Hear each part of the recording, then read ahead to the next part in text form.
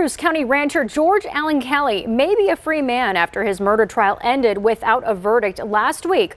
But could he end up facing civil action? The Mexican Consular General in Nogales tells us the victim's family is looking at civil legal options right now and could file a lawsuit as early as next week.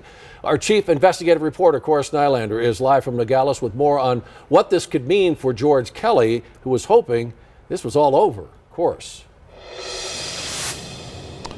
Yeah, well, Sean, nothing has been filed yet, and George Kelly's defense team hopes things stay that way. But we know right now the family of Gabriel Cuen Butamea are considering filing a civil lawsuit. The Mexican Consular General here in Nogales, Marcos Moreno Baez, says that the family will likely make a decision whether or not to do that next week. We do not know what this civil action would look like, but given the case would likely be related to claims of wrongful death.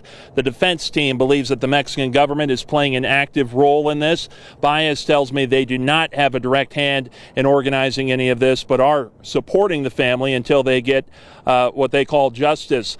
Baez told me their actions have nothing to do with George Kelly himself. I question how that could be when claiming justice wasn't served without a guilty verdict against Kelly. I asked if he believes that there could have been anyone else that would have been guilty of Cuen Butamea's murder. He said they can't give any suggestions about that.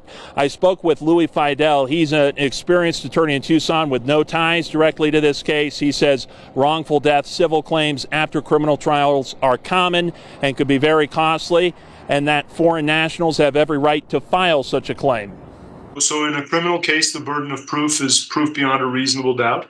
In a civil case, it's preponderance of the evidence, which is generally described as being the scales tip in favor of one side over the other. We just want for this homicide not to go unpunished.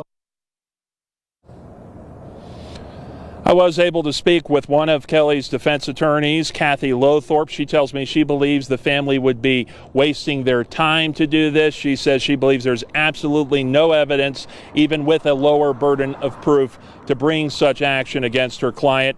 At this point, though, we'll just have to wait, see what happens. We'll update you as we know more for sure.